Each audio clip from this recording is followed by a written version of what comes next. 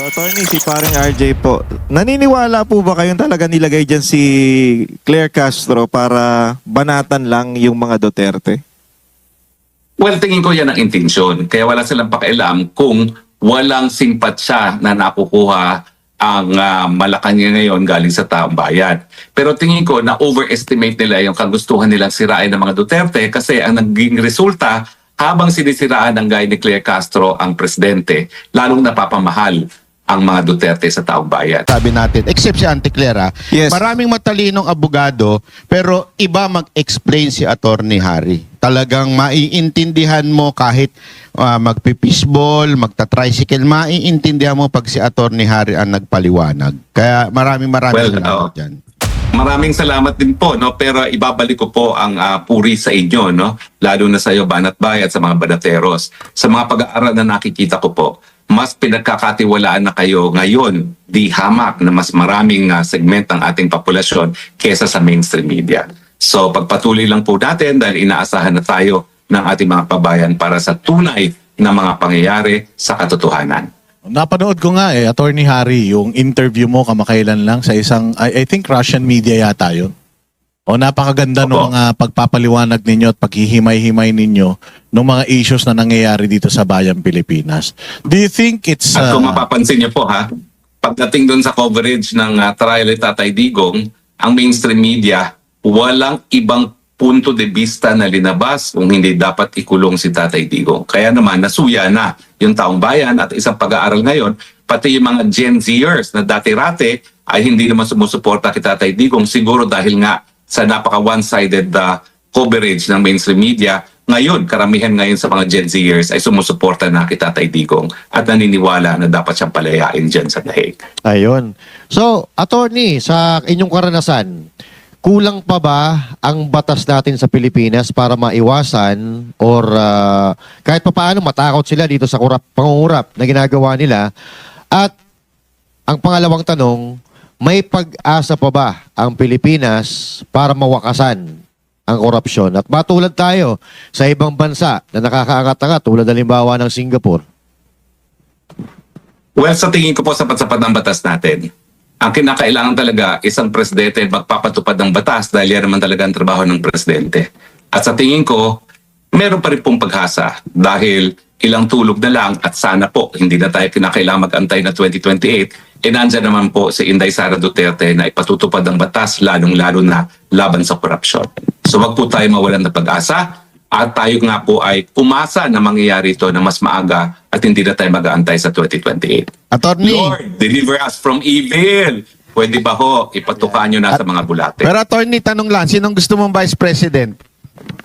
Ni Well, ako yung BP? nagsalita kasi ang gusto ko, si Senator Marcoleta maging Senate President. Ayaw mo si Kasi Amy? talagang pinakailangan natin na sa susunod na administrasyon, si Senator Marcoleta ang talagang Senate President para siya talaga magbabantay doon sa mga kung sino man ang mamumuno.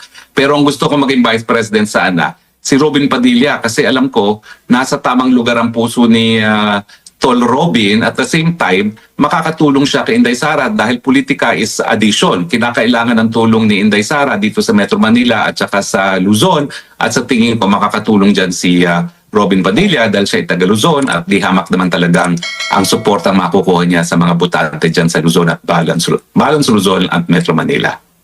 Attorney, ayaw mo si Senator Amy? Ay, definitely hindi po. Pasensya na po. Kaibigan natin siya pero tama na po mga Marcos. Alam niyo naman, ang kasaysayan ng Pilipinas talagang gumagapang tayo pag dumadaan ng Marcos sa ating kasaysayan. Tama na po yan. Pagbigyan na naman natin ng iba. Kaya love na love kita, Attorney Harry, dahil sa mga ganyan mo paano naman yung isang napapabalita? Nako, medyo controversial. Si Attorney Leni Robredo. Tingin ko po si Leni Robredo sinayang niya ang pagkakataon. Hindi kasi niya maintindihan kung saan niya ilalagay ang sarili niya. No? So maging malinaw muna siya kung anong gawin niya kung ang nais niyang gawin para sa bayan nang sa maintindihan din siya ng taong bayan at makabigyan siya ng pagkakataon sa mga darating na panahon. Pero ngayon po na napakatindi ng pagsubok na hinaharap ng bayan, ang kinakailangan natin isang gayang Inday Sara Duterte na matindi ang paninindigan laban sa korupsyon, matindi ang paninindigan para sa pagpapatupad ng batas, at mayroong tapang para harapin ang lahat ng mga pagsubok gaya ng nangyayari ngayon sa Gitang Silangan, pero meron ding malasakit para sa ating mga kababayan. Hindi, attorney, ibig ko sabihin, Vice President ni VP Sara Duterte si Robredo. Ay naku, kalimutan na po natin yan. Kasi parang ano po yan, parang yin and yang, hindi sila pwede magsama.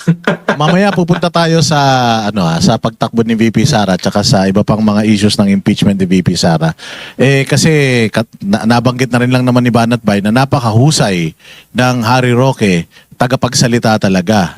Kung ikukumpara mo yung sarili mo o yung standards na sinet ninyo noong panahon ni Pangulong Duterte, dahil magaling mga spokes noon si Abella ba? Si Abella si Abella, ikaw, si Panelo. So kung yung i-compare mo sa panahon ninyo at saka yung spokesperson Yusek ng Malacanang ngayon, anong masasabi nyo? Attorney, dagdag ko na rin. Yung dati, si Llamas. Oo. Well, ako po, ibang pananaw ko dyan. Hindi ako naniniwala kay Claire, pero nais ko rin siyang manatili. Kasi nais ko talagang bumaba na sa pwesto si Marcos, at sa tingin ko, ang pinaka-influential para kasuklaman si Marcos ay si Claire Castro. She's doing a very good job na linalaglag ang sarili niyang presidente, at kung hindi matatapos ang termino ni Marcos, dahil na rin yan because of a large part kay Claire Castro, na dahilan kung bakit lalo pang nabubuisit ang taong bayan sa isang palpak na presidente. So thank you, Claire Castro, at pinadadali mo ang aming trabaho. So, attorney, si paring RJ po, naniniwala po ba kayong talaga nilagay dyan si Claire Castro para banatan lang yung mga Duterte? Well, tingin ko yan ang intensyon. Kaya wala silang pakialam kung walang simpatsya na nakukuha ang Malacanang ngayon galing sa taong bayan. Pero tingin ko na overestimate nila yung kagustuhan nilang sirain ng mga Duterte, kasi ang naging resulta, habang sinisiraan ng gaya ni Claire Castro ang presidente, lalong napapamahal ang mga Duterte sa taong bayan. Kasi nga, hindi nila nagugustuhan ang asta at mga pananalita nitong Claire Castro.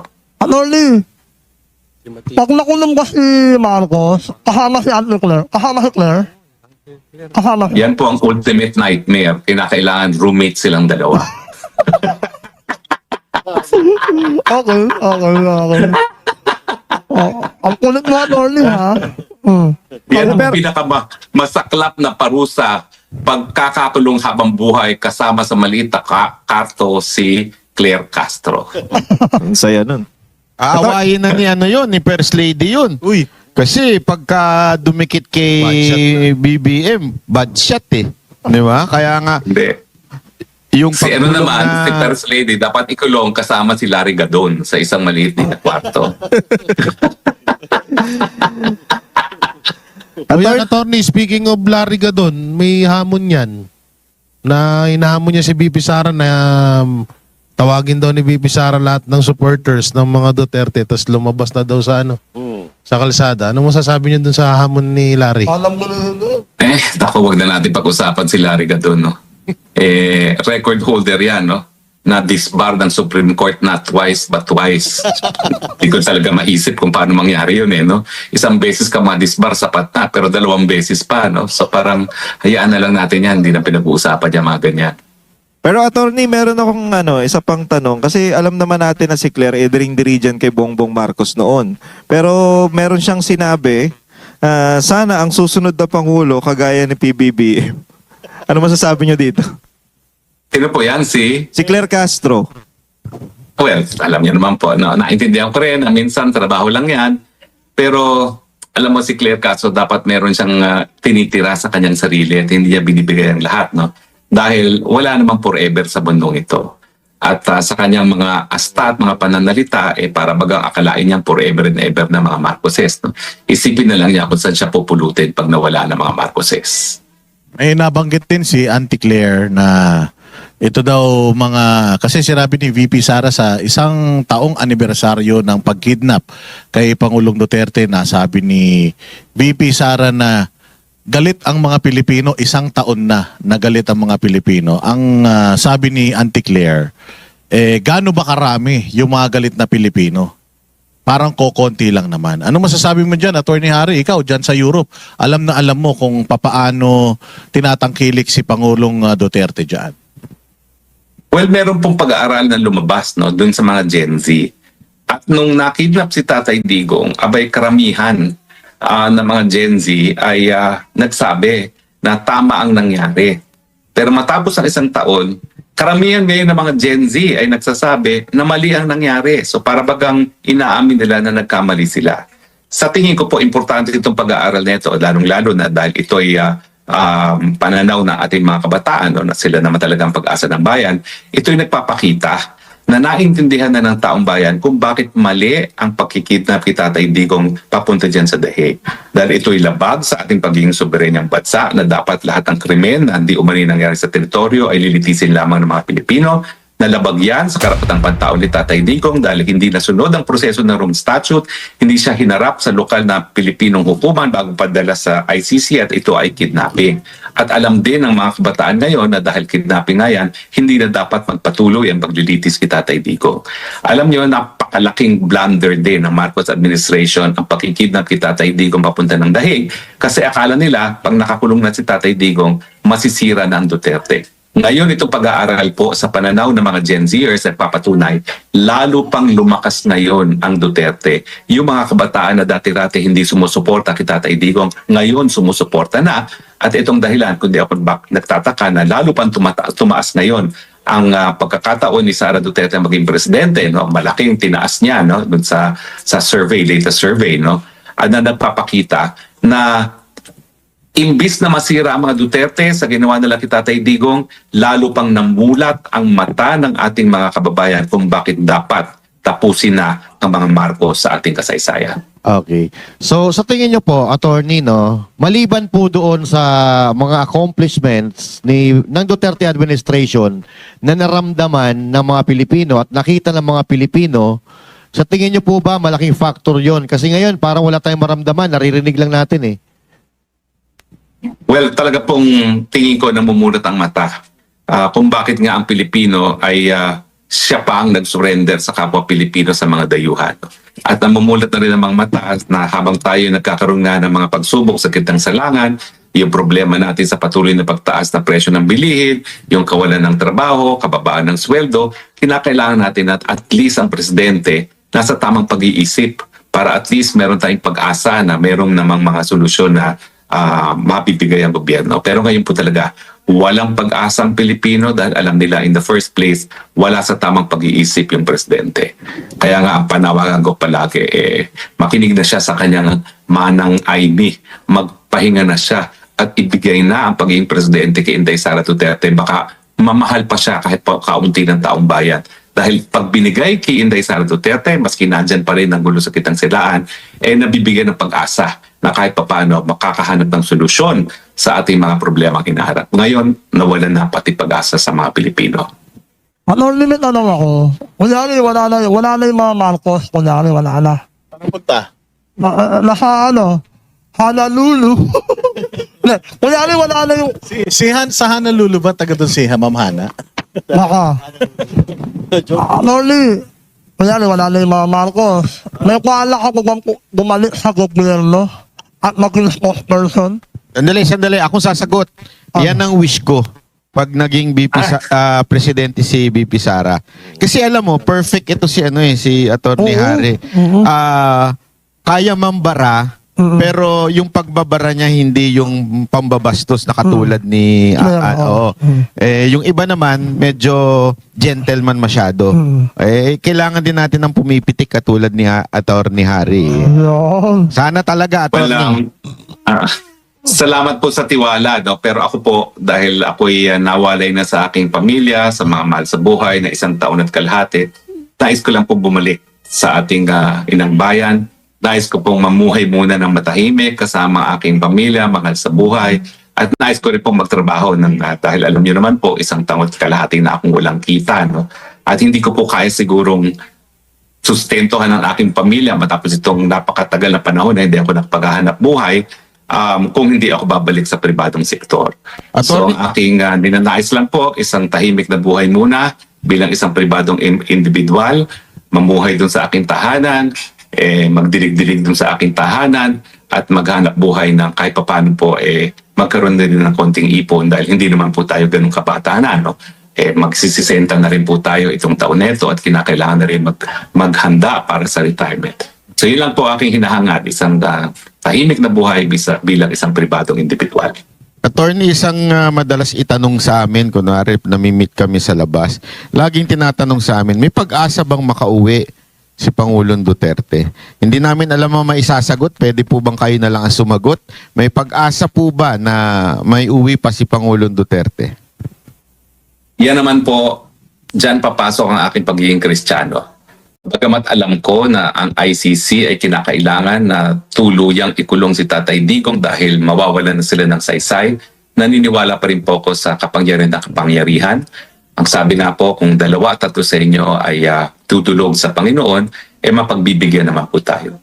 So against all odds, magdasal po tayo dahil naniniwala naman ako na since prayers can move mountains, miski gustong-gusto ng ICC na gamitin si Tatay Digong bilang dahilan para sa patuloy na magsweldo, miracles can move mountain. Mapauuwi pa rin po si Tatay Digong. Attorney, yung huling parang statement ni Attorney Kaufman, ano po ang masasabi niyo po dito? Ano yung sinabi niya? Yung pong yung closing statement niya po doon sa arraignment ba? Yun na naman tawag po doon? Yung confirmation. Confirmation. Yung performance Well, niya, how do you rate it, Attorney Harry? Well, napakagaling po ng kanyang performance, no? At nailabas naman yan sa loobin ni Tatay Digong. Pero mas talagang nakakahabag yung sinabi ni Tatay Digong. Tanggap niya at meron na siyang kapayapaan doon sa kanyang kulungan. Nanilbihan siya ng tapat sa kanyang bayan at yan ang gusto niyang maging iiwan sa taong bayan. So nakakahabag yun kasi ang mensahe ni Tatay Digong, napagsilbihan ko na kayo, nagawa ko ng misyon, tanggap ko na kung ako'y tatawagin na ng Panginoon. Pero sana naman, yung panahon na huling mga hininga niya ay dito, no, sa kanyang lupang sinilangan, sa kanyang syudad na Davao, kapiling yung mga Pilipinong tunay na nagmamahal sa kanya. Attorney, ako nakikita ko, hindi po ba dapat talaga merong kasama si Attorney Kaufman na mga Pilipino na lawyer kasi mas kabisado, lalo na katulad nyo po, kabisado po yung pananalita ni Pangulong Duterte. Di ba po, alam naman natin si Pangulong Duterte malaro sa salita at bilang spokesperson, kayo lang ang nakakapagpaliwanag nun na yung kanyang paglalaro sa salita. Hindi po ba dapat may kasama si Attorney Kaufman na abogadong Pilipino, lalong-lalo na po kayo? Well, pasensya na po. No comment na po ako dyan dahil nung minsan pinagbintangan na ako ni Kaufman na naghihimasok sa kaso. So ako po hanggang paghingi na lang ako ng panalangin para kay Tatay Digong dahil naniniwala ako. Kapag lahat at tayo ay nanalangin na siya ay makauwi, mapagbibigyan naman po yan ng Panginoon. So no comment po ako dyan sa tanong ninyo yan. Sige po, ako na lang magsasabi kay Attorney Kaufman pagbalik ko po dyan. Kakausapin ko po siya para... Hindi, pasensya na po, isa pang tanong ha. Patungkulo dito sa issue nung yung mga ex-marine. Sa tingin niyo po ba may epekto ito doon sa ICC? Yung yung Ay, malaki pong pang epekto dyan. Oh, malaki pong epekto dyan kasi yung mga testimonya ng mga Marines ay patunay na walang patas na investigasyon ang ginawa ng Office of the Prosecutor. Kasi alam niyo, ang sistema dyan sa ICC ay tawag dyan inquisitorial. Ang trabaho ng prosecutor hindi lang kumarap ng ebidensya para madiin ang isang akusado, kinakailangan tingnan rin niya ang ebidensya na magpapatunay ng inosente ang isang akusado. At dahil ang pinanggalingan ng mga ebidensya na naging basehan sa pagsampa ng kaso kay Tatay Digong ay nanggaling sa kalaban ni Tatay Digong, natural, hindi yan kinonsidera yung mga ebidensya na magpapatunay na wala siyang pagkakasala. So sa tingin ko, malaking epekto yan. Una-una, kinakailangan magkaroon sila ng independenteng investigasyon kung mayroong naganap na krimen na pwede rin parusahan sa ICC, yung Crimes Against Administration of Justice.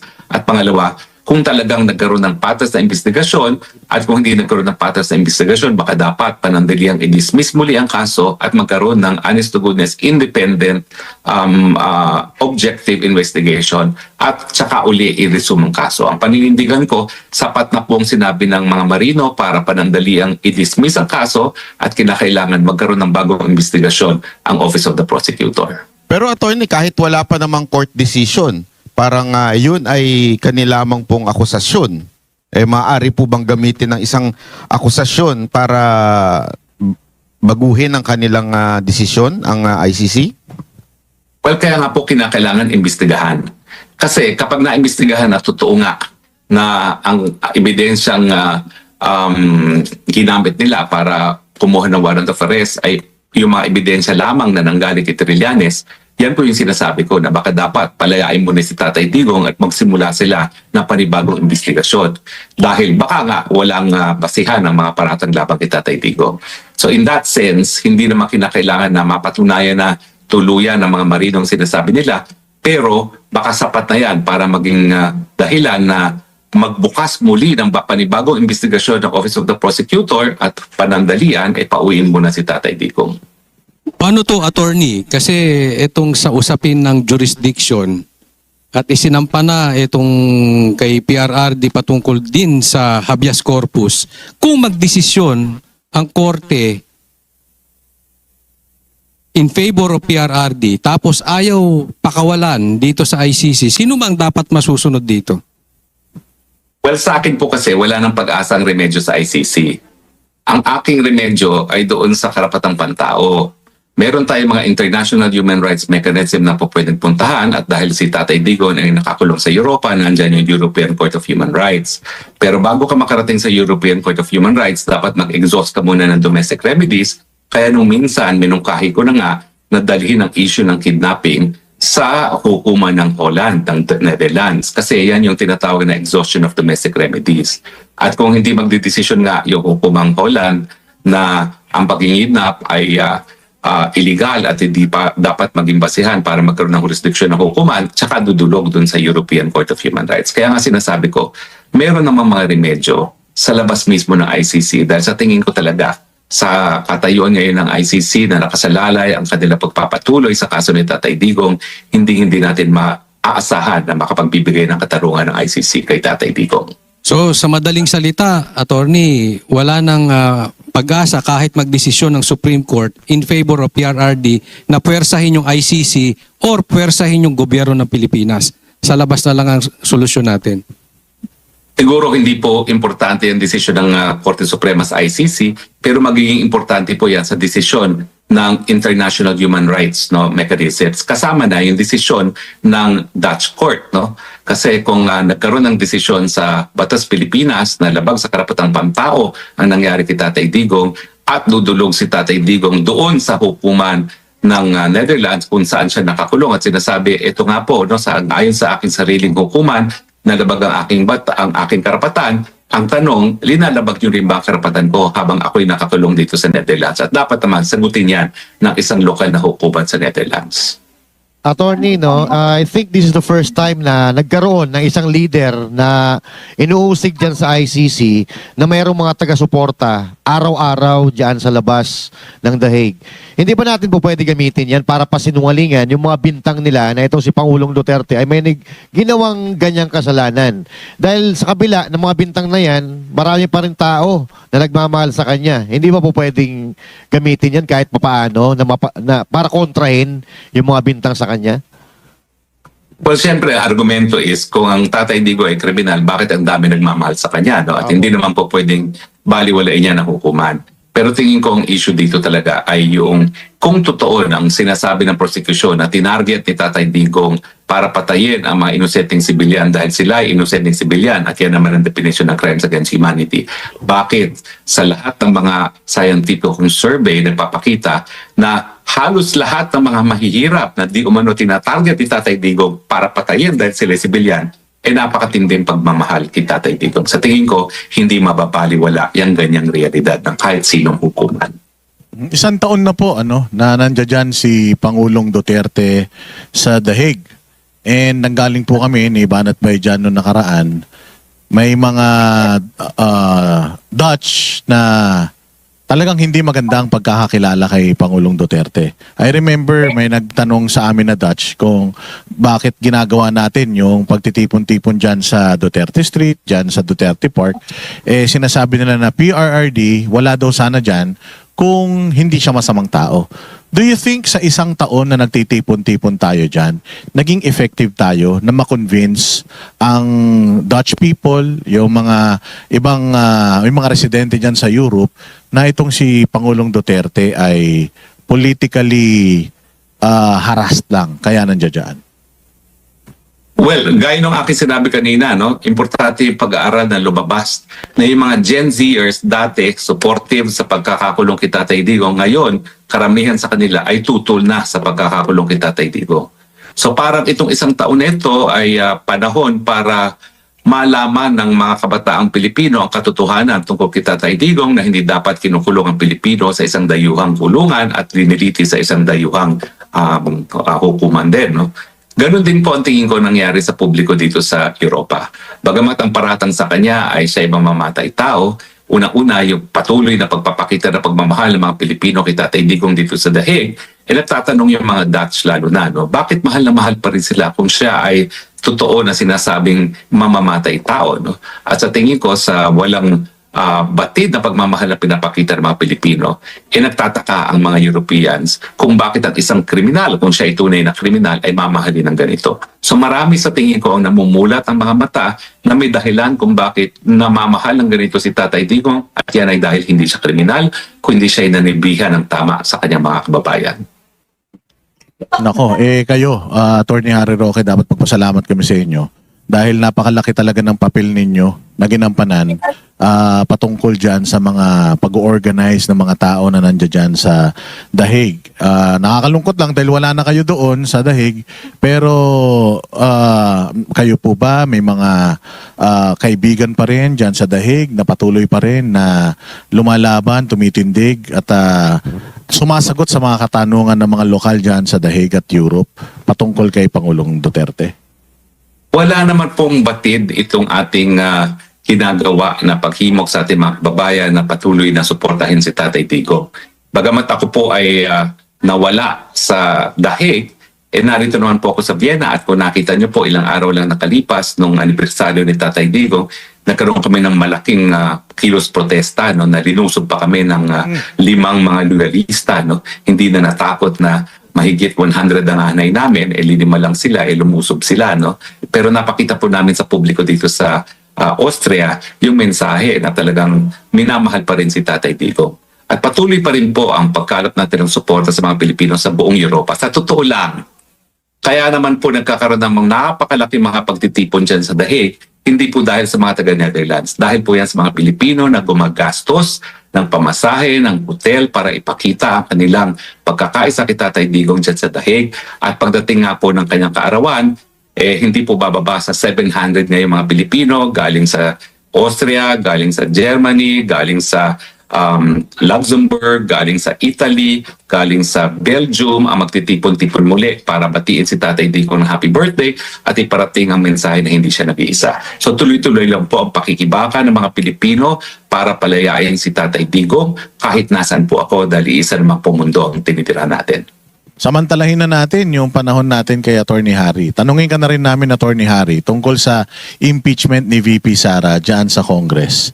Sa tingin po ba ninyo, mai-impeach si VP Sara sa Congress at pwede nyo din bang reaksyonan kung bakit sa tingin ninyo mali na hindi nag-push forward yung impeachment laban kay Pangulong Marcos? Well, alam niyo po, money talks. So bagamat alam ko mababawasan ang hanay ng susuporta sa impeachment dahil magagaling naman ang radar ng mga politiko no, kung sino talaga sinusuporta ng taong bayan, at dahil dyan mababawasan ang numero na mag-iendorso kay VP Sara, ng impeachment laban kay VP Sara, may impormasyon din po ako, galing na rin sa mga dati kong kasama sa Kongreso, na ngayon po pati ang kabuuan ng infrastructure project sa kanilang distrito ay hindi i-release kung hindi pipirma sa impeachment. At sa tingin ko, walang kaduda-duda na dyan sa Kamara magkakaroon sila ng 105 o kung ano man yung exact figure na 1/3 para tumuloy ang proseso sa Senado. No? At nakakalungkot, syempre ang ginamit pa rin ay kaban ng taong bayan at yung pananakot nga no, na pagkakaitan ng benepisyo ang kanilang mga constituents kung hindi pipirmahan ng impeachment complaint. Pagamat, ulitin ko po, no, malaki po ang bawas sa hanay ng lalagda dahil marami sa kanila ngayon ay nag-iisip na ng 2028 ayaw makalaban ang susunod na presidente ng Pilipinas. At pagtanong mo naman dyan sa impeachment ni Marcos, talaga naman pong hinain niya complaint na yan para masiguro na hindi na ma-impeach si Marcos na isang taon. No? Dahil alam naman natin walang sustansya at walang katuturan yung hinain na impeachment laban kay Marcos. No? Pero darating at darating din pong araw, huwag tayo mawalan ng pag-asa. Kung hindi itong taon ito, baka sa susunod na taon. Pero sa akin talaga, hindi dapat na manatili bilang presidente si Marcos hanggang 2028 dahil habang siya ay presidente, hahawakan niya ang COMELEC, hahawakan niya ang makina at gagawin niyang lahat para wag lumabas na presidente si Inday Sara Duterte. So importante, people power pa rin bago mag-2028. Alam nyo, Attorney Harry, yung sinabi ninyo na people power, napaka-importante niyan. Hindi para lumabag sa batas o maggulo, pero napaka-importante talaga na mag-unite ang lahat ng tao. Lalong-lalo na mga followers ni VP Sara Duterte. Kamusta naman po ba sa dahig? Wala na po bang gulo dyan? Mapayapa na po ba dyan at nagkakaisa na sa pagsuporta kay VP Sara Duterte? Alam niyo po, ang karamihan ng supporters talaga na nakikita niyo sa dahig ay galing sa iba't ibang parte ng Europa. Sa totoo lang po, yung mga nagkakagulo sa dahig, mabibilang niyo lang naman yan sa daliri. Pero kung sila lang ang magpapakita ng suporta, talagang magmumukha pong kawawa si Tatay Digong. Ang suporta po nang gagaling sa buong Europa, sa buong mundo. So, wala pong kinalaman naman dyan kung ano yung mga intriga dyan sa dahig. No? Dahil ang pagmamahal naman kay Tatay Digong ay talagang ramdam sa buong daigdig, lalong-lalo na dito sa Europa. So, hindi ko po masyado pinapansin yung mga kaguluhan dyan sa dahig dahil kakaunti lang naman talaga sa mulat-mula ang mga tagahig na nagpupunta sa mga pagtitipon. Mabibilang nga minsan yan sa daliri. Yang nakikita nyo ngayon sa telebisyon ninyo, no? Hindi po mga tagahig yan. Yan po'y taga all over Europe na itong 28 ng Marso ay babalik muli sa dahig para ipakita ang kanilang pagmamahal. Ang pagkakaiba nga lang po, dati-rate kasama ako ng mga tagahig, pero sa March 28 kasama ako ng mga taga-Austria at yung mga galing sa iba't ibang parte ng Europa. Pero hindi po mabubuo ang ganyang kalaking crowd dahil dyan po, naalala ko po yung okasyon na yan, talagang kakaunti lang po mga tagahig dyan. Yan po talaga ay yung hanay ng mga Pilipinong nagmamahal all over Europe. Ayan. Alam nyo kasi, Attorney, kami po nananawagan kami, mga banateros, na magkaisa na po tayo. Normal lang naman magkaroon ng pinagkaiba-ibang pananaw sa iba't ibang bagay. Pero siguro itong pagkakataon nito, tama na magkaisa na po tayo para sa suporta kay VP Sara Duterte. At ako naniniwala, mga partners, si Attorney Harry Roque ang isa sa mga susi para magkaisa-isa ho ang lahat ng supporters. Dahil marami po ang naniniwala sa kanya dyan sa Europa dahil nakita ko yan sobrang sipag po ni Attorney Harry sumagot sa lahat ng mga taong nagtatanong sa kanya. So, sama-sama tayo na magkaroon ng panawagan na magkaisa lahat ng supporters po this time. Ang sarap pa naman po, magluto. Ang sarap pa magluto At, niya ni syempre, Attorney Harry. Oh, yung ang palabok mensahe ni po natin Attorney Harry, talaga, masarap simple yan. lang. Sige po. Ang mensahe lang naman po natin, isa lang po ang ating pinaglalaban, ang bansang Pilipinas, at ang solusyon para magkaroon ng lunas ang mga problema ng Pilipinas, tanggalin ang mga Marcoses. Yan po talaga ang ating mensahe. Sangayon din kami dyan. Sana nga magkaroon na ng himala. Mabalik Kailangan tayo. talaga natin ng himala.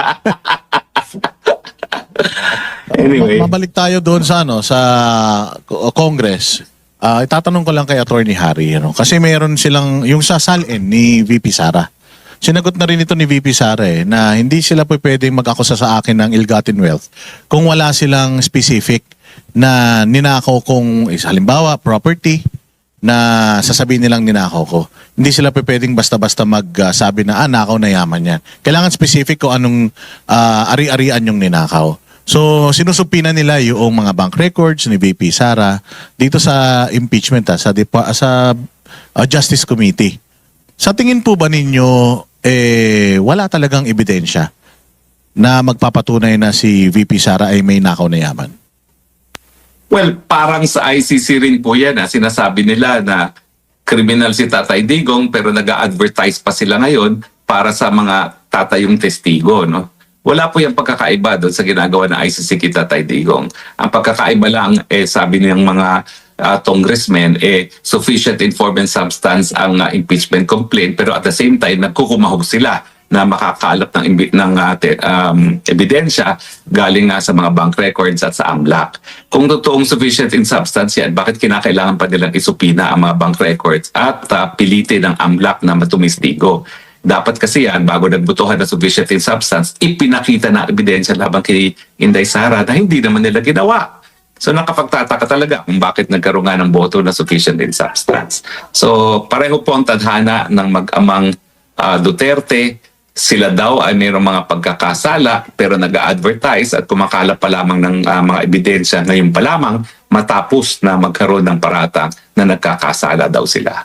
Sa tingin niyo po ba, Attorney Harry, si dating Speaker Romualdez pa rin ang nagkokontrol dito sa Kamara o meron ng bagong tumatayong parang speaker?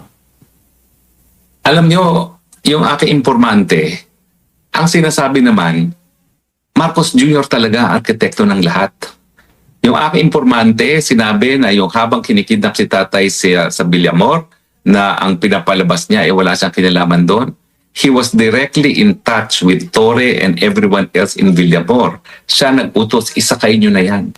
So, sa totoo lang po, maski si Martin Romualdez ay dapat po malaking epekto yan. Una-una, kinakailangan magkaroon sila ng independenteng investigasyon kung mayroong naganap na krimen na pwede rin parusahan sa ICC, yung Crimes Against Administration of Justice. At pangalawa, kung talagang nagkaroon ng patas na investigasyon at kung hindi nagkaroon ng patas na investigasyon, baka dapat panandaliang i-dismiss muli ang kaso at magkaroon ng honest to goodness, independent, objective investigation at saka uli i-resume ang kaso. Ang paninindigan ko, sapat na pong sinabi ng mga marino para panandaliang i-dismiss ang kaso at kinakailangan magkaroon ng bagong investigasyon ang Office of the Prosecutor. Pero attorney, kahit wala pa namang court decision, parang yun ay kanilamang pong akusasyon.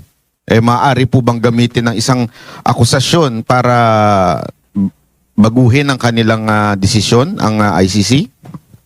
Well, kaya nga po kinakailangan imbestigahan.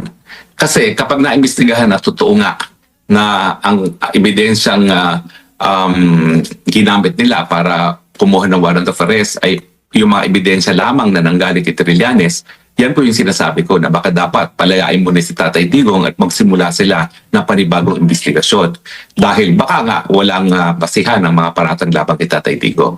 So in that sense, hindi naman kinakailangan na mapatunayan na tuluyan ng mga marinong sinasabi nila, pero baka sapat na yan para maging dahilan na magbukas muli ng panibagong investigasyon ng Office of the Prosecutor at panandalian ay pauwiin muna si Tatay Digong. Paano to, attorney? Kasi itong sa usapin ng jurisdiction at isinampa na itong kay PRRD patungkol din sa habeas corpus, kung magdesisyon ang korte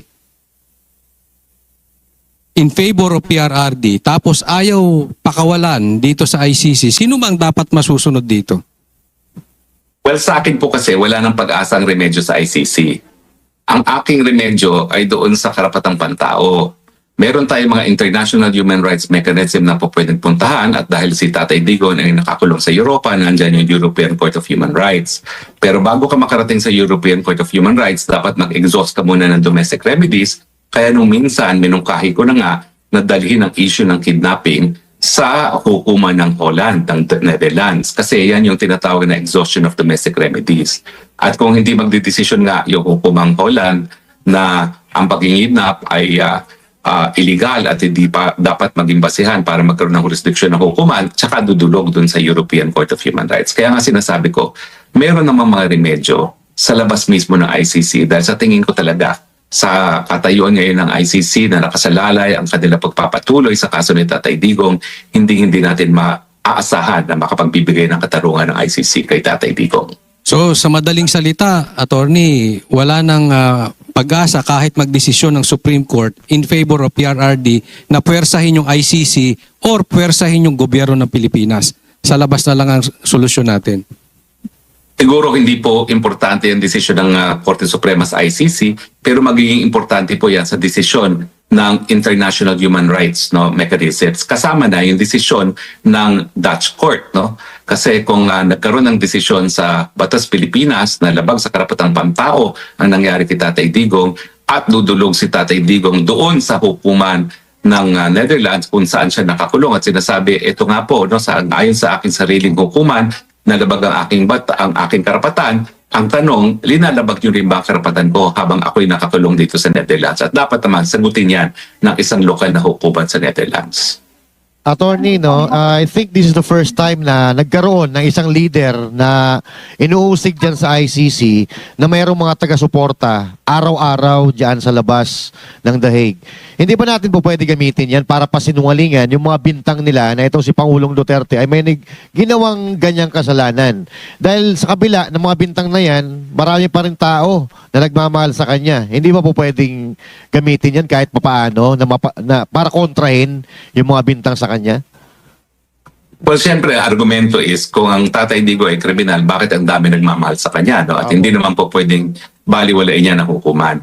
Pero tingin ko ang issue dito talaga ay yung kung totoo ang sinasabi ng prosecution na tinarget ni Tatay Digong para patayin ang mga inosenteng sibilyan dahil sila ay inosenteng sibilyan at yan naman ang definition ng crimes against humanity. Bakit sa lahat ng mga scientific survey na papakita na halos lahat ng mga mahihirap na di umano tinatarget ni Tatay Digong para patayin dahil sila sibilyan, napakatinding pagmamahal kay Tatay Digong. Sa tingin ko, hindi mababaliwala yung ganyang realidad ng kahit sinong hukuman. Isang taon na po na nandiyan dyan si Pangulong Duterte sa The Hague. And nanggaling po kami ni Banat Bay dyan noong nakaraan. May mga Dutch na talagang hindi maganda ang pagkakakilala kay Pangulong Duterte. I remember may nagtanong sa amin na Dutch kung bakit ginagawa natin yung pagtitipon-tipon dyan sa Duterte Street, dyan sa Duterte Park. Sinasabi nila na PRRD, wala daw sana dyan kung hindi siya masamang tao. Do you think sa isang taon na nagtitipon-tipon tayo dyan, naging effective tayo na makonvince ang Dutch people, yung mga ibang yung mga residente dyan sa Europe, na itong si Pangulong Duterte ay politically harassed lang, kaya nandiyan dyan? Well, gaya ng aking sinabi kanina, importante yung pag-aaral na lumabas na yung mga Gen Zers dati supportive sa pagkakakulong kay Tatay Digong. Ngayon, karamihan sa kanila ay tutol na sa pagkakakulong kay Tatay Digong. So parang itong isang taon nito ay panahon para malaman ng mga kabataang Pilipino ang katotohanan tungkol kay Tatay Digong na hindi dapat kinukulong ang Pilipino sa isang dayuhang kulungan at liniliti sa isang dayuhang hukuman din. Ganon din po ang tingin ko nangyari sa publiko dito sa Europa. Bagamat ang paratang sa kanya ay siya ay mamamatay tao, una-una yung patuloy na pagpapakita na pagmamahal ng mga Pilipino kay Tatay Digong dito sa The Hague, nagtatanong yung mga Dutch lalo na, bakit mahal na mahal pa rin sila kung siya ay totoo na sinasabing mamamatay tao. At sa tingin ko sa walang batid na pagmamahal na pinapakita ng mga Pilipino, nagtataka ang mga Europeans kung bakit ang isang kriminal, kung siya ay tunay na kriminal, ay mamahalin ng ganito. So marami sa tingin ko ang namumulat ang mga mata na may dahilan kung bakit namamahal ng ganito si Tatay Digong at yan ay dahil hindi siya kriminal, kundi siya ay nanibihan ng tama sa kanyang mga kababayan. Nako, kayo, Attorney Harry Roque, dapat magpasalamat kami sa inyo dahil napakalaki talaga ng papel ninyo na ginampanan patungkol dyan sa mga pag-organize ng mga tao na nandiyan dyan sa The Hague. Nakakalungkot lang dahil wala na kayo doon sa The Hague, pero kayo po ba may mga kaibigan pa rin dyan sa The Hague na patuloy pa rin na lumalaban, tumitindig at sumasagot sa mga katanungan ng mga lokal dyan sa The Hague at Europe patungkol kay Pangulong Duterte? Wala naman pong batid itong ating ginagawa na paghimok sa ating mga kababayan na patuloy na suportahin si Tatay Digong. Bagamat ako po ay nawala sa The Hague, narito naman po ako sa Vienna at kung nakita niyo po ilang araw lang nakalipas nung anibersaryo ni Tatay Digong, nagkaroon kami ng malaking kilos protesta, no, na linusog pa kami ng 5 mga loyalista, no. Hindi na natakot na mahigit 100 ang hanay namin, 5 lang sila, lumusob sila, no. Pero napakita po namin sa publiko dito sa Austria yung mensahe na talagang minamahal pa rin si Tatay Digong. At patuloy pa rin po ang pagkalap natin ng suporta sa mga Pilipino sa buong Europa. Sa totoo lang, kaya naman po nagkakaroon ng mga napakalaking mga pagtitipon dyan sa Dahig, hindi po dahil sa mga taga-Netherlands. Dahil po yan sa mga Pilipino na gumagastos ng pamasahe, ng hotel para ipakita ang kanilang pagkakaisa kay Tatay Digong dyan sa Dahig. At pagdating nga po ng kanyang kaarawan, hindi po bababa sa 700 ngayong mga Pilipino galing sa Austria, galing sa Germany, galing sa Luxembourg, galing sa Italy, galing sa Belgium, ang magtitipon-tipon muli para batiin si Tatay Digong ng happy birthday at iparating ang mensahe na hindi siya nag-iisa. So tuloy-tuloy lang po ang pakikibaka ng mga Pilipino para palayain si Tatay Digong kahit nasan po ako dahil isa namang po mundo ang tinitira natin. Samantalahin na natin yung panahon natin kay Attorney Harry. Tanungin ka na rin namin, Attorney Harry, tungkol sa impeachment ni VP Sara dyan sa Congress.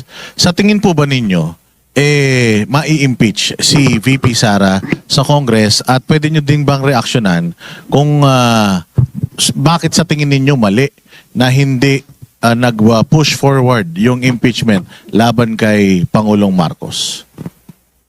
Well, alam niyo po, money talks. So bagamat alam ko mababawasan ang hanay ng susuporta sa impeachment dahil magagaling naman ang radar ng mga politiko kung sino talaga sinusuportahan ng taong bayan, at dahil dyan mababawasan ang numero na mag-iendorso kay VP Sara, ng impeachment laban kay VP Sara, may impormasyon din po ako, galing na rin sa mga dati kong kasama sa Kongreso, na ngayon po pati ang kabuuan ng infrastructure project sa kanilang distrito ay hindi i-release kung hindi pipirma sa impeachment. At sa tingin ko, walang kaduda-duda na dyan sa Kamara, magkakaroon sila ng 105 o kung ano man yung exact figure na 1/3 para tumuloy ang proseso sa Senado. No? At nakakalungkot, syempre ang ginamit pa rin ay kaban ng taong bayan at yung pananakot nga no, na pagkakaitan ng benepisyo ang kanilang mga constituents kung hindi pipirma ng impeachment complaint. Bagamat, ulitin ko po, no, malaki po ang bawas sa hanay ng lalagda dahil marami sa kanila ngayon ay nag-iisip na ng 2028 ayaw makakalaban ang susunod na presidente ng Pilipinas. At pagtanong mo naman dyan sa impeachment ni Marcos, talaga naman pong hinain niya complete na yan para masiguro na hindi na ma-impeach si Marcos na 1 taon. No? Dahil alam naman natin walang sustansya at walang katuturan yung hinain na impeachment laban kay Marcos, no? Pero darating at darating din pong araw, huwag tayo mawalan ng pag-asa. Kung hindi itong taon ito, baka sa susunod na taon. Pero sa akin talaga, hindi dapat na manatili bilang presidente si Marcos hanggang 2028 dahil habang siya ay presidente, hahawakan niya ang COMELEC, hahawakan niya ang makina at gagawin niyang lahat para wag lumabas na presidente si Inday Sara Duterte. So importante, people power pa rin bago mag-2028. Alam nyo, Attorney Harry, yung sinabi ninyo na people power napaka-importante niyan.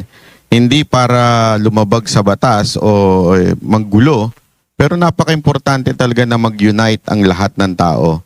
Lalong-lalo na mga followers ni VP Sara Duterte. Kamusta naman po ba sa Dahig? Wala na po bang gulo dyan? Mapayapa na po ba dyan at nagkakaisa na sa pagsuporta kay VP Sara Duterte? Alam niyo po, ang karamihan ng supporters talaga na nakikita niyo sa Dahig ay galing sa iba't ibang parte ng Europa. Sa totoo lang po, yung mga nagkakagulo sa Dahig, mabibilang niyo lang naman yan sa daliri. Pero kung sila lang ang magpapakita ng suporta, talagang magmumukha po kawawa si Tatay Digong. Ang suporta po nang gagaling sa buong Europa, sa buong mundo.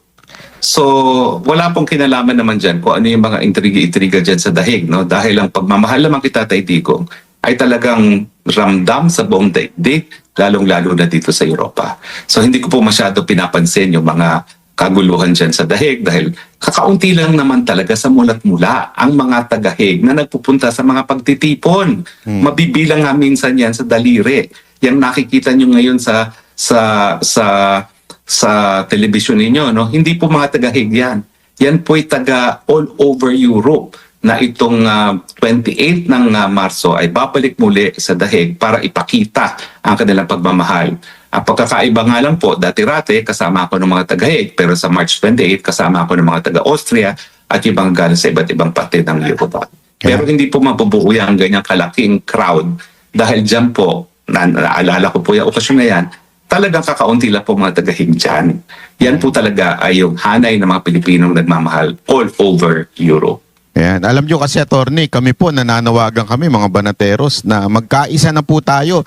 Normal lang naman magkaroon ng pinagkaiba-ibang pananaw sa iba't ibang bagay. Pero siguro itong pagkakataon nito, tama na magkaisa na po tayo para sa suporta kay VP Sara Duterte. At ako naniniwala, mga partners, si Attorney Harry Roque ang isa sa mga susi para magkaisa-isa ho ang lahat ng supporters. Dahil marami po ang naniniwala sa kanya dyan sa Europa dahil nakita ko yan sobrang sipag po ni Attorney Harry sumagot sa lahat ng mga taong nagtatanong sa kanya. So, sama-sama tayo na magkaroon ng panawagan na magkaisa lahat ng supporters po this time. Eh, Ang sarap salamat pa naman po, magluto. Ang sarap pa Mike. magluto At, niyan ni syempre, Attorney Harry. Oh, yung sa mga Duterte dahil sila forever maging banta sa kagustuhan nilang Marcos 2.0 na Marcos forever. Lahat po yan ang mastermind Marcos Jr. pa rin. Ayun, mga banateros, meron ba tayong huling mensahe kay Attorney Harry bago tayo hingin ng mensahe ni Attorney Harry sa mga Pilipino? No, may tanong pa ako eh. Ano tanong mo? Yung tumulo yung sipon, Attorney Harry Roque, kamakailan lang. Well, talagang, Maraming- di ba naalala nyo, sinabi naman ni Tatay Digong, malalaman mo kung sino ang addict sa cocaine, yung patulo, yung walang pigil ang tulo ng uhog, o di ba? Sinabi naman ni Tatay Digong yan, miskin di doktor si Tatay Digong, no? At saka, wala talagang kahit ano naman ang basahin mong libro, pag marami kang sinisinghot sa ilong, yan ang natural na nangyayari sa ilong mo, no? Patuloy ang tulo ng uhog. Tingnan nyo, isang malapit sa kanya, ganyan din, na palagi niyang kasama, na miyembro rin ng kanyang gabinete, na talagang di umano kasama niya sa mga good type na ganyan, no? Pareho sila, tulo ang uhog. Pero, Attorney, tanong, yung ilong lambu ba may tulo? Nasipon? Ewan ko, tubig. Mag-ingat sa tubig. Minsan, delikadong tubig. O, may tanong ka pa. Hindi, Jay, kasi baka baka mamaya may intel. Kasi may intel si Attorney Harry sa Congress. Baka may intel din siya, kaya nagpunta sa Amerika. Oh, meron ba kayong mga gustong ikwento sa amin, Attorney? O gusto nyo off-air? Hindi lang interview, kinukwento na ni Dean ni Dean Chase pero hindi nga pinipick up ng mainstream media na-identify na niya kung sino yung tubig.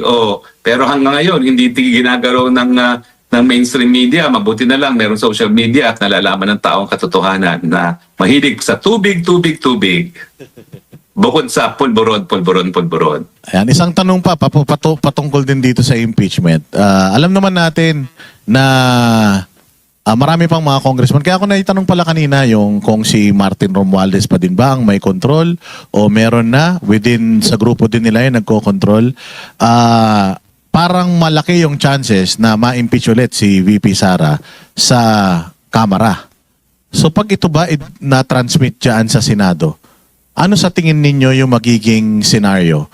And nakita nyo na rin naman siguro yung listahan ng mga abogado ni VP Sara kung sakaling yan ay mapunta sa impeachment court. Ano ang pwedeng i-expect ng mga kababayan natin?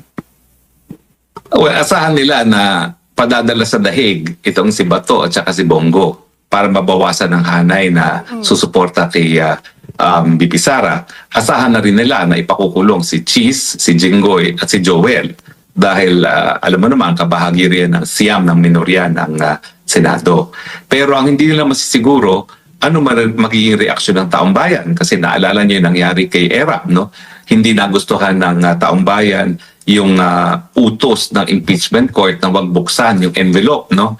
Na controversial envelope na kung saan nakalagda si Jose Pidal, no? At nag-alma ang taong bayan, and the rest is history, at alis ang nakakaupo na namang presidente. So wag lang sila magsisiguro na hindi magagalit ang taong bayan. Pero sigurado ako ngayon na gagawin nilang lahat para makuhang numero sa Senado. Hindi lang sila sigurado, paano ang reaksyon ng taong bayan na po pwede talaga magkaroon na naman ng people power pag sila ay nagkamali. Pero kung magiging patas ang Senate, nandiyan ng impeachment, itong mga abogado na ipinresenta ni VP Sara Duterte, how do you think they will perform? Pagdating sa, kasi 3 Alam years niyo na eh. naman, 3 years na silang unang-una. ready eh. 3 years na silang ready Oo. dito sa impeachment na ito. Unang-una, dapat kasi ebidensya ang magsasalita. Ano bang ebidensya nila? 125 confidential pa na sinabi naman ng COA, walang problema.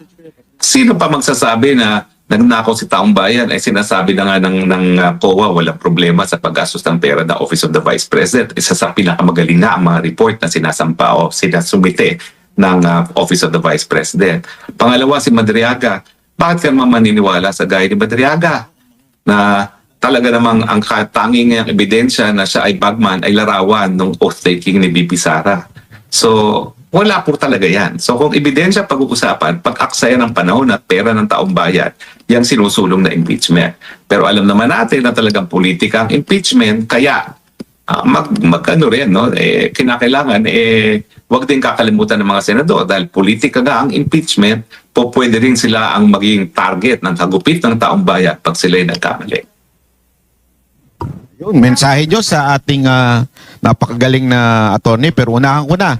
Attorney, laban lang ha. Huwag kayong mawawalan ng loob at patuloy namin kayong ipapanalangin. At kung nalungkot kayo, text lang kayo. Pupunta ako dyan, may dalang humba. Tapos, magiinuman tayo ng kape. Yo. Ako, ayan. Yan, sama-sama Okay. tayo dyan. Okay, sige. Kasi may pangako sa akin si attorney. Uy, ano yan? Ipagluluto niya ako, hindi niya ako Yun. na ipagluto. Sana all, mangko yung palabok niya. Napakasarap ng palabok Last time ni kasi Atty. kumain Harry. tayo sa restaurant na hindi Oo. naman masarap. Mas masarap ang luto ko dyan. Pag natikman mo luto ko, di ka nakakain sa restaurant. Sige. Pero mga kababayan talaga, no? Alam mo, bago pa nagkaroon ng putukan sa gitnang silangan, napakatindi na ng pagsubok na hinaharap natin. Pareho pa rin pong problema. Mataas ang presyo ng bilihin, kulang ang sahod, kagutuman. Lalo lang po lalala ngayon dahil sa gitnang silangan. Ang tanong ko, hanggang kailan kayo magtitiis? Hanggang kailan kayo magpapasensya? Malinaw na po, wala na tayong maaasahan sa isang presidente na bangat. Sa isang presidente na ang nais lamang ay magpayaman dahil nasa dugo na niya ang pagiging magnanakaw. Kailan pa kayo gagalaw? Kung huli na ba ang lahat? Bigyan naman po natin ng konting pag-asa ating mga kabataan. Nasa ating kamay po ang kapangyarihan na tanggalin sa pwesto ang presidenteng wala ng silbi sa ating pangnasyonal na interes. Gawin na po natin ang ating katungkulan, gawin na po natin ang ating obligasyon sa mga susunod na henerasyon. Please lang po, tanggalin na po natin ang Marcos sa ating gobyerno. Maraming salamat po, Atty. Harry Roque. Alam namin na ikaw ay busy at sigurado nagluluto ka na naman dyan. Maraming salamat sa iyong Salamat po. pagsagot sa aming kahilingan na kayo ay ma-interview dito sa Vox Populi. Sana po sa uulitin. Yun. Thank you. Okay po, maraming salamat po. Maraming Buhay salamat kayo. din po. Have a great day. Nako. Yun. Pero mga partner ha, kanina ko pa napapansin eh. Ba't ang bango mo ngayon? Ako ba? Oh, ikaw eh. Hiling ako yun, hiling Hindi ako. ba yun? bakit nga? Bakit? Nalala ko sa kwento. Bakit Ano ako yan? lalakay niya? Ako yung close up naman. Yun yan. O, yun yan. Diamonds Essentials. Uy. No? Ano ba yan? Tingnan ko nga. Ano, sabon? Ano, Sabon ba yan? yan? Sabon? Buksan mo.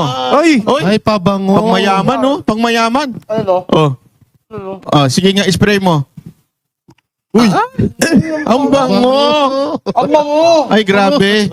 Ang bango! Ay? Parang... Ang bango. Well, saan makaka-order niyan? Saan nakaka-order Ano niya lang po sa Facebook, Diamond Essential. Diyan po kayo Ang makaka-order. bango niya, sobrang bango niya. Ang sarap. Dito. At saka ano to kakaiba ito. Pwede sa buhok, di ba? Meron din sa di ba? Sa buhok. Oo. Ito, all around na to. All in na. Ano Buhok. ba? Oo. Unang-una, dapat kasi ebidensya ang magsasalita. Ano bang ebidensya nila?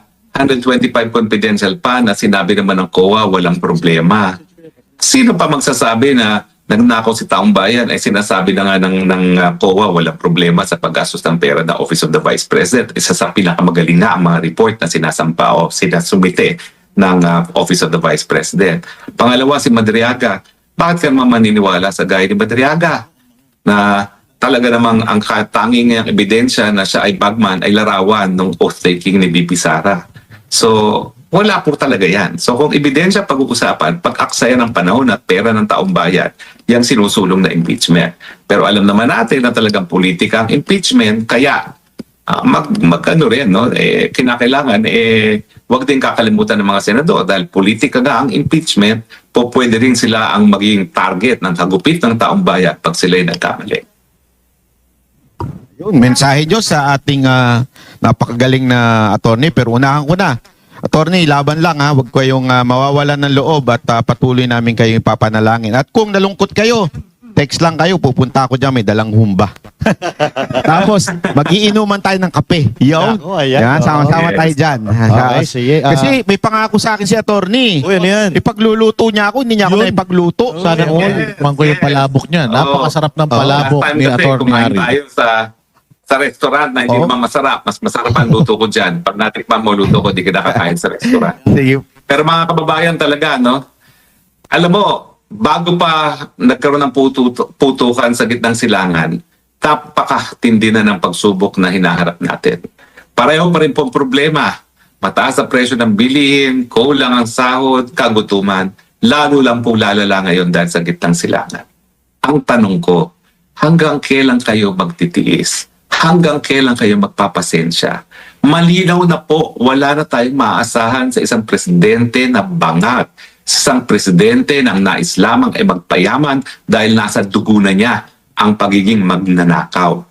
Kailan pa kayo gagalaw? Kung huli na ba ang lahat? Bigyan naman po natin ng konting pag-asa sa ating mga kabataan. Nasa ating kamay po ang kapangyarihan na tanggalin sa pwesto ang presidenteng wala ng silbi sa ating pangnasyonal na interes. Gawin na po natin ang ating katungkulan, gawin na po natin ang ating obligasyon sa mga susunod na henerasyon. Please lang po, tanggalin na po natin ang Marcos sa ating gobyerno. Maraming salamat po, Atty. Harry Roque. Alam namin na ikaw ay busy at sigurado nagluluto ka na naman dyan. Maraming salamat sa iyong Salamat po. pagsagot sa aming kahilingan na kayo ay ma-interview dito sa Vox Populi. Sana po sa uulitin. Yun. Thank you. Okay po, maraming salamat po. Maraming Buhay salamat din kayo. po. Have a great day. Nako. Yun. Pero mga partner ha, kanina ko pa napapansin ba't ang bango mo ngayon? Ako ba? Oh, ikaw Hiling ako yun, hiling ako. Ikaw ba yun? bakit nga? Bakit? Nalala ko sa kwento. Bakit Ano ako yan? lalahay niya? Ako yung close up naman. Yun yan. Oh, yan yan. Diamonds Essentials. Uy. No? Ano ba yan? Tingnan ko nga. Sabon? Ano Sabon ba yan? Sabon? Buksan mo. Ay! Ay, pabango. Pangmayaman, no? Pangmayaman. Ano? Oh. Sige nga, spray mo. Uy! Ang bango! Ang bango! Ay, grabe. Ang bango! Ay? Parang... Ang bango. Well, saan makaka-order niyan? Saan nakaka-order Ano niya lang po sa Facebook, Diamond Essential. Diyan po kayo Ang makaka-order. bango niya, sobrang bango niya. Ang sarap. Dito. At saka ano to kakaiba ito. Pwede sa buhok, di ba? Meron din sa di ba? Sa buhok. Oo. Ito, all around na to. All in na. Buhok. Talaga? Oo. I-try nyo Sabihin nyo kung ano Ay, yung reaction nyo. makabukod boy. Pwede sa biyak Hayop na yan. Talaga tinry mo Pero din, napakabango nitong Diamond Essential. Diamond. ngayon, I-follow nyo sa Facebook patunayan mo. Amuyin mo yung niya. yung bunganga. Baka sukaan ako. At nakakamulo. Pero mabango talaga Sino Mabango. Diamond Essential. Diamond Essential. Sa Facebook po, makikita niyo yun. Diamond Essential. Yan. Nakakamulo. Yan ang official na pabango Yan ng ang official na pabango ng Banateros. Yeah. Makikita nyo yan na isi-share namin yung page na yan. I-follow ninyo yung page na yan. Tapos magano rin kayo. Mag-order din kayo. Mura-mura. Tangkilikin natin ang Yes. sariling atin. Local yan. Gawang lokal yan. Gawang Pilipinas yan. Mas mabango pa yan. Kesa dun sa mga pabango sa Europa. Patapon ko na lahat ng pabango ko. Ayoko Para na lang mag-deal. dyan. Yes. Yun. Dapat si Sir Jack lifetime na yung Yung sponsorship, matindi yung ginawa, hindi nyo kaya yun. Pero may aabangan pa ang Banateros, ha? Aabangan ninyo, Banateros, may malupit na interview na naganap nitong nakaraan lang. Ano, no? Oo, yung interview ng Banateros, ha? Kay Laila Wala ako, hindi ako kasama doon. April Si Llanes. Banat Bay, Wala rin ako. si Jude, Parang Master RJ. Judea, RJ, tsaka si Coach Oli. Sila lang po, wala kami dyan. Uy, bakit Pero parang- Hindi abangan ako nyo yan. kasama doon. Si Judea lang yun, tsaka si ate. Abangan ninyo yung interview na yan kasi lahat ng mga katanungan na nagsisirculate sa media Ayun. na itanong dito sa 18 o 16 na ex-marines at retired military personnel. Yung iba dito ay mga Army Reserve na naging empleyado ni Zaldico. Lahat dito natanong ni Banat Bay, ni Judea, ni Paring RJ at saka ni Coach Oli. Walang preno yan. Kaya abangan ninyo diyan sa sa Banateros page. Tsaka Boss Dada, mas matindi to ha. Sobrang tindi, walang kwenta yung sa iba. Pag nakita nyo talagang pasabog itong interview na to, walang awat-awat. Hindi chap-chap to. Oo. Coach Oli, kasi nagpa-interview mangilan-ngilan sa kanila sa mainstream media, china-chap-chap eh. Pero dito mapapanood ninyo ng walang labis, walang kulang, lahat ng tanong diretsong sinagot, walang script. Walang script. Yung ito. tanong ay galing mismo sa mamamayang Pilipino, Yes. galing mismo sa mga nagsisirculate sa social Sandali, media. ang tagal na niya. Kailan ba daw yan? Ngayon yan. Ngayon, anong Pagkatapos oras? nito? Alas 9. Yun. Pagkatapos nito, Alas 9. Yan. Okay. Banateros page, ha? Banateros page, saka sa kanya-kanya nating mga page ata or YouTube Sa inyo channel. na lang, sa inyo, sa page nyo lang. Bakit naman? Sa inyo na lang. Oo, ano na kami? Parang ayaw mo. At ang pinakamalaga dyan, i-share nyo. Yan. Mga, lalong-lalo na yung mga kababayan natin dyan ng mga hero abroad, mga OFW, yan, share nyo ang video na yan at ang mga video na rin ng bawat isa sa mga Banateros Brothers at syempre ang SMNI. At alam nyo naman na yung ibang mga mainstream media ngayon. Pero hindi SME na yun, ha? Hindi hindi SME na Banateros yun, yun. ha? Sa Yung Banateros interview na yun. yun ay Banateros yun. At disclaimer lang, lahat po ng mga nabanggit ni Attorney Harry Roque sa kanyang mga tinuran kanina ano niya yun, personal na opinion niya yun. Hindi po yun ang personal na opinion ng SMNI. Abangan nyo yan ha. Naman yung personal natin. Ano? Sa channel namin, punta kayo. Ayun. Nandun ang personal namin. Personal namin. Lahat ng mga tanong na mga, di ba, may mga tanong, NBI, si Remulla, mga pinapalabas, natanong lahat dito. Panoorin niyo yan. Pero bago tayo magtapos, magbigay kayo ng mga mensahe sa mga kababayan natin. Ako magbibigay na lang ako mensahe kay Atty. Harry Roque na lang, no? Kasi nirelease na natin. Thank you, Atty. Harry Roque, sa paglaban at sa panininigan sa tama. Sana hindi ka pagsawa at sana ay patuloy tayo sa paglaban para sa katotohanan at magkita-kita tayo dito sa Pilipinas. Malapit na yan. Naniniwala ako na makakawian. Maaga na makakawian. Kasi maaga naman tapos ng problema natin. Ano kaya? Pag-uli mo kami. Okay? Maraming Okay. salamat. Huwag kang susuko. Okay? Bigyan na kayo ng inyong last message. Ano ba yun? Hindi. Bago tayo magpaalam sa Alright. Maraming salamat mga Banateros sa pagkanonood sa atin. At syempre, wag niyong kakalimutan. Diamond Essentials, ha? Ayan. Ano yan? The official pabango. Pabango ng Banateros. Yun, no? Banateros. Pero ano yan, iba-iba, maraming ano yan, variety yan. Hindi lang Yes. yan, baka yung amoy ni RJ, amoy ko to. Hindi, Iba ba yan? pipilihan Marami yan. yan. May pambabae, may panlalaki. Kung ano trip mo, babagay yan sa'yo. Yes. Yun, tsaka yung mamaya, abangan ninyo ha, yung mga hindi nyo pa narinig, doon sa mga panatiko ni Laila, naku mamaya. Yung mga panatiko ni Sandro, naku mamaya. At yung mga panatiko ni Trillanes, patay ka Trillanes. Muli Abangan po, ninyo. Banat Bay, Coach Oli, Master Judea, at si Jay at si paring RJ lang ha, ang nag-interview dyan. Jay, May matindi ikaw, pa yan sa Comelec pala. sige na, paalam na. Jay. Okay na ko. Okay, kayo, paalam na. Okay na. Okay, maraming salamat.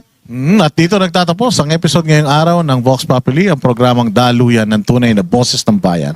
Abangan ang susunod na episode sa Sabado, alas 6 hanggang alas 8 ng gabi, dito lang sa SMNI. Vox Populi, ang boses ng bayan. Dapat may sabay-sabay yun. Ano? Diamond Essentials.